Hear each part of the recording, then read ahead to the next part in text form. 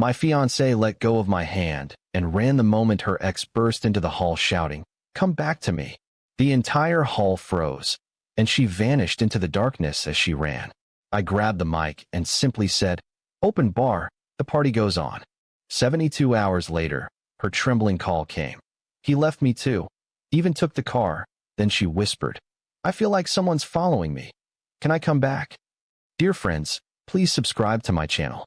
It's very important for my encouragement. Thank you. I'm Daniel, 32, and 6 months ago, I thought I had everything figured out. I proposed to Sarah on a foggy morning at Cannon Beach, and when she said yes, I genuinely believed we were building something permanent. We'd been together for 3 years, met at a mutual friend's barbecue, clicked immediately over our shared love of terrible action movies and expensive coffee. She worked in marketing downtown, and I'd recently cashed out my share in a tech startup that had done surprisingly well. Not retire-early money, but enough to feel secure. The engagement party was my idea. I rented this industrial loft venue with exposed brick and string lights, hired a decent DJ, and worked with a caterer who promised farm-to-table everything. 70 people, friends, family, co-workers. We'd spent weeks planning every detail. Sarah seemed excited, though looking back, there was something off in those final days. She'd been distant, checked her phone constantly, gave vague answers when I asked if everything was okay. "Just stressed about work," she'd say. "You know how it gets." I believed her. Why wouldn't I? The night of the party, everything was perfect. Sarah wore this emerald green dress that made her eyes look impossibly bright. We made our entrance around 7 p.m. to applause and cheers, posed for photos, thanked everyone for coming. My mom was crying happy tears. Her dad gave me this firm handshake and said, "You're good for her, son."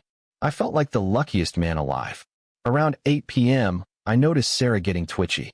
She kept glancing toward the entrance, her smile becoming forced. I asked if she was feeling all right, and she just nodded quickly, squeezing my hand. "I'm fine. This is amazing, Daniel." Then the doors at the back burst open with a bang that made everyone jump. The music didn't stop immediately, but conversations died as people turned to look. This guy came striding in, tall, athletic build, dark hair, leather jacket. He was scanning the crowd frantically, and when his eyes locked on Sarah, everything changed. "Sarah," he shouted across the venue. "Sarah, please, don't do this." I felt Sarah go rigid beside me. Her hand, warm in mine, suddenly went cold and clammy. I turned to her, confused, about to ask what was happening, when I felt it, her fingers sliding out of mine. "I'm sorry," she whispered, and then she was moving, running. Her heels clicked frantically against the hardwood as she bolted toward him, weaving between shocked guests.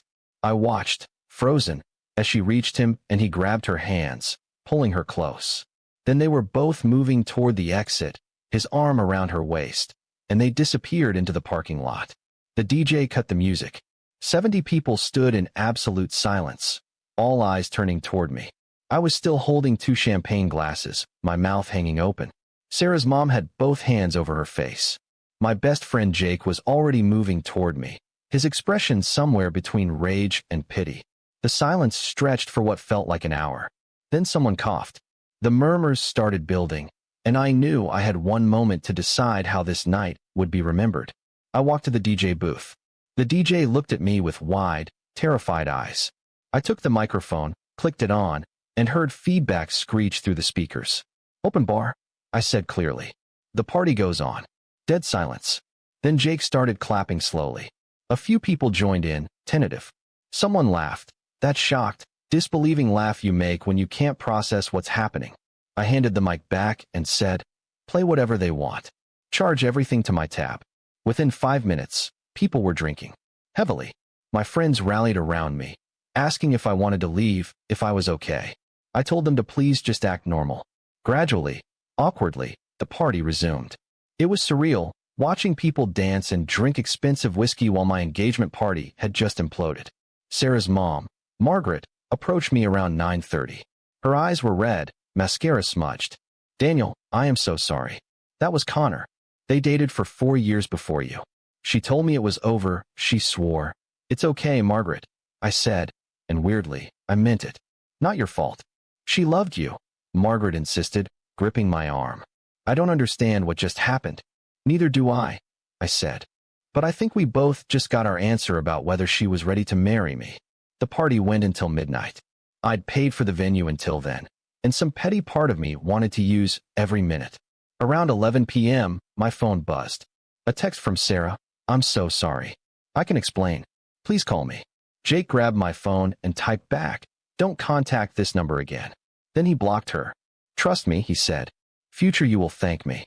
At 11:30, I requested one final song. I Will Survive. The DJ gave me this look of pure respect and played it. The remaining 30 people formed a circle and sang along at the top of their lungs. It was absurd.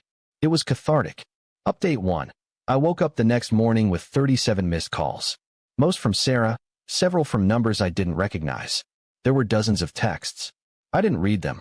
I called a locksmith instead. He arrived by 11 a.m. By noon I had new keys and a deadbolt that actually worked. Then I called my buddy Trevor, who worked in property management, about the apartment situation. The lease was in my name. Sarah had been paying utilities while I covered rent. Around 3 p.m., I heard it. A key scraping against the lock, trying and failing. Then pounding. Daniel, please open the door. I can explain. I walked to the door and opened it about 6 inches, keeping the chain lock engaged. She looked wrecked.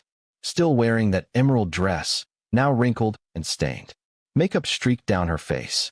Hair a mess. You have 10 seconds, I said. Connor showed up out of nowhere. She started desperately. He's been texting me for weeks, saying he made a mistake, that he wanted me back. I kept blocking him, but last night he said if I didn't talk to him he'd make a scene, so I went outside to tell him it was over. You ran to him. I interrupted flatly. You let go of my hand and ran to your ex in front of 70 people at our engagement party. I know how it looked, but I was trying to get him out of there. How it looked? Something cracked in my chest. Sarah, you didn't hesitate. You didn't look at me, didn't say a word. You just ran. Everyone there saw what I refused to see, that you were never really mine. That's not true.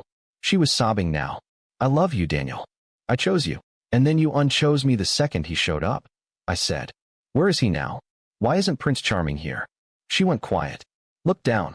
He left, she whispered. We went to his apartment to talk, and he said he just wanted to see if he could get me back. That it was about ego. This morning he was gone. I almost laughed. So you're here because he didn't want you either. No. I realized I made a horrible mistake. Please, Daniel. We can work through this. I looked at her and felt absolutely nothing. No anger, no love, no pity. Just emptiness. Goodbye, Sarah, I said, and closed the door. She stayed outside for 20 minutes, crying, begging, pounding. I put on headphones and answered emails. Eventually, she left. Update 2. For 2 days, things were quiet. I'd blocked her everywhere. I packed her remaining things, put them in boxes by the door, and texted her mom to arrange pickup. Margaret came Tuesday with Sarah's sister, both apologetic and awkward. They took the boxes without much conversation. I was staying functional. Gym, meeting Jake for lunch, taking calls about potential projects. I was going to be okay. Then Friday night, 3 days after the party, my phone rang. Unknown number. Daniel. Her voice was shaking, barely a whisper. Sarah, how did you? He took everything. She cut me off. Connor. My car, my credit cards. I'm at some motel off Highway 9, and I don't know what to do. I should have hung up. Call the police. I did. They said without proof there's nothing they can do. The car's technically in both our names, and I gave him the cards, so. She trailed off crying. Daniel, I'm scared. Someone keeps knocking on my door at night. I keep seeing the same car in the parking lot with the lights off. Sarah, I know I have no right to ask, but please, can I just come back? Just to stay somewhere safe? I'll sleep on the couch. I won't bother you. The silence stretched. Part of me wanted to help, but the other part, the part that had watched her choose someone else in front of 70 people, felt only cold resolve. You made your choice, I said quietly. Live with it. Someone's outside my door right now, she whispered frantically. I can see the shadow. Daniel, please. I hung up. Blocked the number. Turned off my phone. Update 3. A week passed. I'd moved important stuff to Jake's place while figuring out next steps. The apartment felt too full of memories I didn't want. Then Sarah's mom called from her own number. Daniel, Sarah's here now, and I'm worried. Really worried. I sighed. Margaret, she's paranoid, jumping at every sound. Says Connor's stalking her, but we haven't seen evidence. She showed me texts from numbers that don't exist when we call back. I think she's having a breakdown. Then get her professional help, I said. A therapist. I'm not qualified, and honestly, I'm not interested. She destroyed her career too, Margaret continued, voice breaking. Stopped showing up to work, got fired. Connor used her credit cards to rack up nearly $30,000 in debt. She's talking about bankruptcy. Her life is falling apart, and I think she needs to know there's a path back. There isn't a path back through me, I said firmly. I'm sorry she's suffering, but she made a choice that showed me exactly where I ranked. I can't be her safety net because her first choice didn't work out. Margaret was quiet. You know, I told her you were too good for her when you started dating. I said, don't screw this up. But I guess some people are determined to self-destruct. Take care of her, Margaret, I said softly. But I can't be part of this anymore. I understand. For what it's worth, I'm sorry. You deserved better. After we hung up, I sat in Jake's guest room staring at the wall. Part of me felt guilty. Shouldn't I help someone in crisis? But Sarah didn't need me. She needed professional help, family support, and time. What she wanted was for me to fix everything because it was easier than doing the work herself. I wasn't going to be that for her.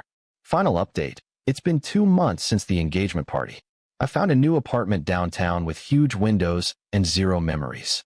I've been hitting the gym 5 days a week, picked up rock climbing, and even went on a few dates. Nothing serious. Just nice to remember what it feels like to be chosen deliberately. Sarah's still with her parents, working part-time at her mom's friend's boutique while seeing a therapist twice weekly. Connor was spotted in Nevada, though no one knows for sure. The credit card fraud case is ongoing. She's asked about me through mutual friends, wants to know if we could talk for closure. I've told everyone the same thing, no? Not because I hate her, I don't anymore. The rage has cooled into indifference. She's just someone I used to know who taught me an expensive lesson about trust and self-respect.